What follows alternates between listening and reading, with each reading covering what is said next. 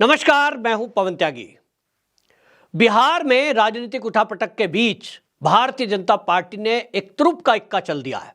बिहार की राजनीति में उससे खलबली मच गई है और यह तुरुप का इक्का भारतीय जनता पार्टी का है मध्य प्रदेश के हाल ही में नवनियुक्त मुख्यमंत्री मोहन यादव। जी हां, आपको याद होगा जब मोहन यादव को जहां मध्य प्रदेश के सीएम के रूप में स्थापित किया गया और जिस दिन नाम की घोषणा हुई तभी मैंने आपको बताया था कि मोहन यादव का मुख्यमंत्री बनाना इतना ही भर नहीं है, उनको Z+ सुरक्षा दी गई और यह बता रहा था कि भारतीय जनता पार्टी मोहन यादव के जरिए एक नेता डेवलप करना चाहती है जिसका असर मध्य प्रदेश के साथ साथ राजस्थान, उत्तर प्रदेश, बिहार और हरियाणा में भी हो, क्योंकि यहां यादव बहुल एरिया में कोई एक ऐसा चेहरा भारतीय जनता पार्टी चाहती थी जिसके पीछे यादव समाज खड़ा हो। बात ध्यान से सुने, और वो तेज तर्रार नेता मोहन यादव हैं। हालांकि पहले भी यादव नेता बहुत सारे भारतीय जनता पार्टी में हैं, लेकिन इतना असर नहीं डाल पाए जैसा कि असर होना चाहिए था। और इसी को देखते हुए मोहन यादव, जो कि एबीवीपी में पहले छात्र नेता के रूप में रहे और फिर मध्य प्रदेश में जैसी उन्होंने राजनीति की है उसके कारण लोकप्रियता उनकी बढ़ी और भारतीय जनता पार्टी बड़ी बैकग्राउंड बनाकर चलती है। और अब आपको बता दूं, बिहार का दौरा जैसे ही मध्य प्रदेश के सीएम मोहन यादव का हुआ, बिहार की राजनीति में खलबली मच गई, क्योंकि बिहार के अंदर जो लालू प्रसाद की पार्टी है आरजेडी, उसका आधार क्या है? उसका एक ही आधार है, MY फैक्टर, यानी मुस्लिम और यादव वोटों के आधार पर वो सत्ता में आती है। और यादवों को हमेशा मुलायम सिंह यादव हो, फिर चाहे अखिलेश यादव हो, फिर चाहे अब ये लालू यादव, तेजस्वी यादव, ये कह करके उनकी वोट लेते रहे हैं। देखो भाई, तुम भी यादव हो, हम भी यादव हैं और हमारी सरकार आएगी तो समझ लो तुम्हारी आएगी। ये बात अलग है कि मुलायम सिंह सरकार रही हो, चाहे अखिलेश यादव की, फिर चाहे बिहार में लालू की सरकार रही हो और आज तेजस्वी यादव उप मुख्यमंत्री हो, यादवों का कोई भला उन्होंने किया नहीं है। यूपी का ले लो चाहे बिहार का, जिनकी भी नौकरी लगी है उन नौकरी में लोगों ने जमीनें तक बेचकर इनको पैसे दिए हैं। बिहार में तो जांच चल रही है, IRCTC घोटाले में सम्मन पे सम्मन मिल रहे हैं।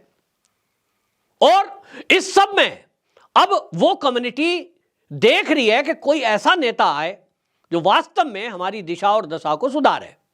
तो भारतीय जनता पार्टी की तरफ बिहार के लोग देख रहे हैं, लेकिन उनको कोई नेता नहीं मिल रहा था। हालांकि मोहन यादव मध्य प्रदेश के सीएम हैं, बिहार का एक नेता उनको अपनी कम्युनिटी के बीच में चाहिए। सम्राट चौधरी के नाम पर जो OBC वहां चेहरा है भारतीय जनता पार्टी आगे लाई है, उसका बहुत बड़ा असर दिखाई दे रहा है। लेकिन उसके बीच वहां यादवों में यह मैसेज देना किसी यादव के थ्रू कि आपका यदि कोई भला कर सकता है, आपके साथ यदि न्याय कर सकता है, आपको यदि बिना रिश्वत लिए नौकरी दे सकता है, आपके मकान गरीबों के बना सकता है, आपका इलाज 5 लाख तक का फ्री में करा सकता है, उज्ज्वला गैस आपको फ्री में दे सकता है, वो केवल भाजपा है। बाकी दल आपकी वोट लेते हैं और आपकी वोटों से सत्ता में आते हैं और उसके बाद सत्ता की मलाई मारते हैं, खुद के बच्चे विदेशों तक में टूर करते हैं, करोड़ों अरबों रुपया कमा लेते हैं, आज राजाओं वाली जिंदगी जी रहे हैं, चाहे अखिलेश यादव हो फिर चाहे तेजस्वी यादव हो। यह मैसेज देने के लिए आपको बता दूं कि मोहन यादव पहुंच गए बिहार, और बिहार में वहां एक सबसे बड़ा यादवों का सामाजिक संगठन है जिसका नाम है श्री कृष्ण चेतना मंच। इनके कार्यक्रम में गए थे, उसके बाद भारतीय जनता पार्टी के नेताओं की बैठक हुई और इसी बीच में जो खबर आई कि वहां के राज्यपाल से भी भारतीय जनता पार्टी के शीर्ष नेता जाकर के मिले हैं। कुछ ना कुछ अंदर चल रहा है। वो अंदर क्या चल रहा है इसको लेकर जो आप देख रहे हैं कि RJD JDU में जो चल रहा है, वहां एक दूसरे के खिलाफ जिस तरह की साजिशें चल रही हैं, नीतीश बाबू दिमाग लगा रहे हैं और लालू यादव भी दिमाग लगा रहे हैं, और दोनों का दिमाग इस बात पे काम कर रहा है कि कौन किसको ठीकरा फोड़ने के लिए इस्तेमाल करे। लालू यादव चाहते हैं कि उनका बेटा बिहार का सीएम बन जाए और उस सीएम बनने में नीतीश कुमार को हटा भी दिया जाए और विधानसभा भंग भी ना हो। 2024 का चुनाव सर पर है, ऐसे में वो चाहते हैं कि ज्यादा से ज्यादा सीटें RJD को मिले ताकि उनके ज्यादा सांसद जीत कर आए। उनको अभी भी लगता है कि कहीं ना कहीं विपक्षी पार्टी मिलकर के मोदी को हरा देंगे, और इसलिए उन्हें उम्मीद है कि कहीं अगर 10 एमपी भी उनके जीत गए तो जैसा वो पहले कहा करते थे एक dialogue, I am the king maker, उनके सांसद बन जाएं तो सरकार बनाने की स्थिति में या गिराने की स्थिति में लालू यादव होते थे, और इसलिए बार्गेनिंग करते थे। रेल मंत्रालय ले लिया। तो इसी तरह वो सोच रहे हैं कि कहीं अब ये जो 28 दलों का इंडिया अलायंस है इसमें उनको ज्यादा सीटें मिल जाए तो वो वहां भी अपना दबदबा कायम कर सकेंगे। अब ये तो सपना है, देखने में क्या जाता है। इधर नीतीश कुमार का सपना तो टूट ही गया। उनको अब तो इंडी अलायंस का संयोजक भी घोषित करने का जब ऑफर आया तो उन्होंने लालू की बेइज्जती करते हुए कह दिया तुम ही रखो इसको, क्योंकि उनको पता लग गया संयोजक की कुर्सी लेते ही क्या होना है, पीएम तो बनना नहीं है, संयोजक बन के क्या मिलेगा, हार का ठीकरा, और इधर सीएम की कुर्सी छोड़नी पड़ेगी। तो नीतीश बाबू ने दिमाग लगाया, काहे कुर्सी छोड़ें, 25 तक हैं सीएम तो रहेंगे, पीएम तो बनने से रहे। तो कोई मूर्ख ही होगा कि वो पीएम तो बनेगा नहीं, वो जान पाए और सीएम की कुर्सी छोड़ दे। यहां तो एमएलए की कुर्सी कोई छोड़ने को तैयार नहीं है, और इसीलिए यहां सब उठापटक चल रहा है।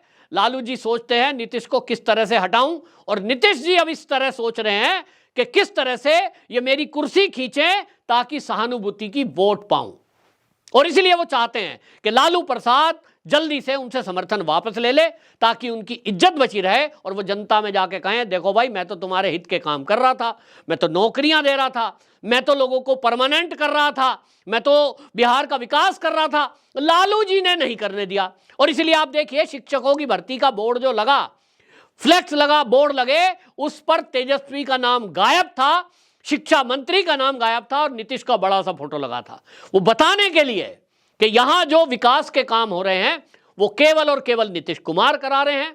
जो भ्रष्टाचार और अपराध हो रहा है वो आरजेडी की वजह से हो रहा है, क्योंकि ये वो लोग हैं जो जंगल राज कायम करते हैं। अब इस उठापटक के बीच भारतीय जनता पार्टी अपना रास्ता बना रही है, बनाना चाहिए ही, तो अपना रास्ता उन्होंने चुन लिया है कि ये दोनों आपस में लड़ते रहे, इससे हमें कोई मतलब नहीं, इनमें से किसी को साथ लेना नहीं, अपने दम पर 40 सीटों पर उतरेंगे, अपने गठबंधन के दलों को साथ लेंगे और 40 में से 40 सीट जीतने के लिए बिसात बिछाएंगे। अब उसके लिए तैयारी करना जरूरी है, और इसीलिए यादवों में पैठ बनाने के लिए मोहन यादव जमीन पर उतरे हैं। निश्चित जान लीजिए कि जो ये भारतीय जनता पार्टी की रणनीति है ये असर दिखाएगी, और सबसे बड़ा असर जो होने वाला है वो 22 जनवरी को राम मंदिर की प्राण प्रतिष्ठा के बाद जो देश का माहौल बदलेगा, इसमें आप जान लीजिए कि ये जो विपक्षी पार्टियां हैं ये सब धुआं धुआं हो जाने वाली हैं, सब गायब, कोई दिखाई नहीं देगा। अभी तक मुझे लग रहा था कि कहीं ना कहीं भारतीय जनता पार्टी या यूं कहें कोई भी हिंदूवादी लोग ये पीछे रह रहे हैं, लेकिन जिस तरह से देश का माहौल बदल रहा है धीरे धीरे, अभी आप देख लीजिए, अभी तो 22 तारीख में कुछ दिन बचे हैं, पर डे कुछ ना कुछ नई चीजें आप सुनने को मिलेंगे, और 22 तारीख के बाद मैं दावे से कह सकता हूं कि भारतीय जनता पार्टी बिहार की जो सम्राट चौधरी दावा करते हैं ना कि 40 से 40 जीतेंगे, अब मुझे लग रहा है कि ये आपस में लड़ते रहेंगे। आरजेडी जेडीयू, कांग्रेस का सुपड़ा साफ होना ही है, कम्युनिस्टों को कोई पूछ नहीं रहा है। अब 40 की 40 भारतीय जनता पार्टी अपने दम पर, भारतीय जनता पार्टी के साथ जो पहले से एनडीए में शामिल हैं उन दलों के बेस पर 40 सीटें बिहार की जीत पाएगी, क्योंकि राम मंदिर के प्राण प्रतिष्ठा के बाद आंधी चलेगी भाजपा की।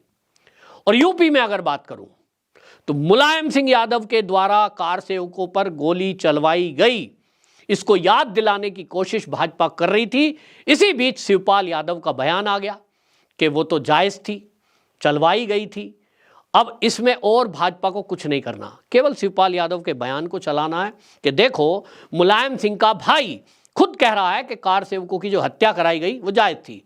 तो अब हिंदू सोचेगा, चाहे वो यादव ही क्यों ना हो, कि हम किस पार्टी को वोट डालने जा रहे हैं।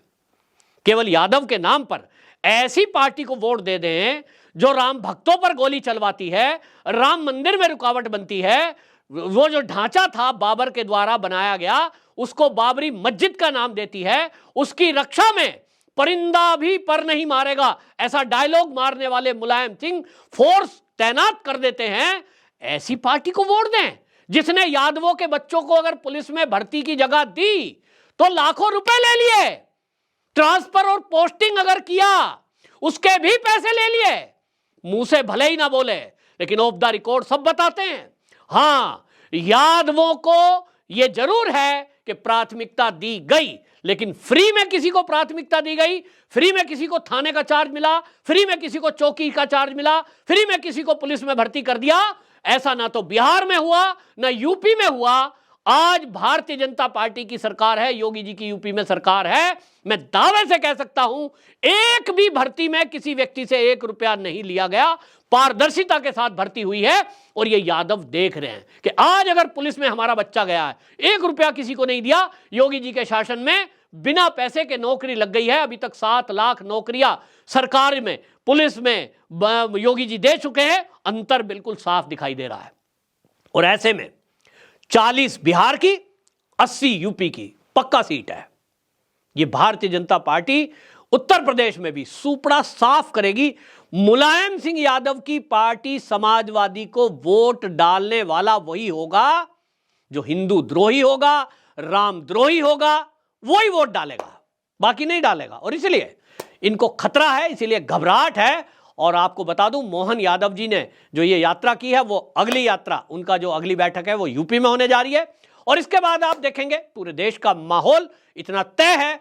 मैं जिस बात को कहता जा रहा हूं, आप मेरी वीडियो को सेव करके रख लो। मोदी जी भारतीय जनता पार्टी 2024 के लोकसभा चुनाव में 400 सीटें लाने जा रही है।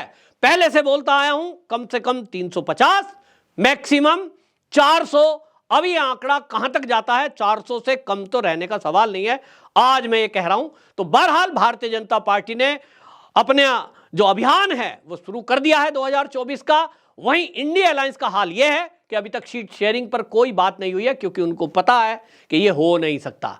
अल्टीमेटली ये जो इंडिया अलायंस है ये बिखरा हुआ दिख रहा है, बिखरा हुआ ही रहेगा। राम भक्तों की जय होगी और 2024 में एक बार फिर से राम भक्तों की ही सरकार बनेगी। आपकी क्या राय है कमेंट बॉक्स में जरूर बताएं। वंदे मातरम, जय श्री राम।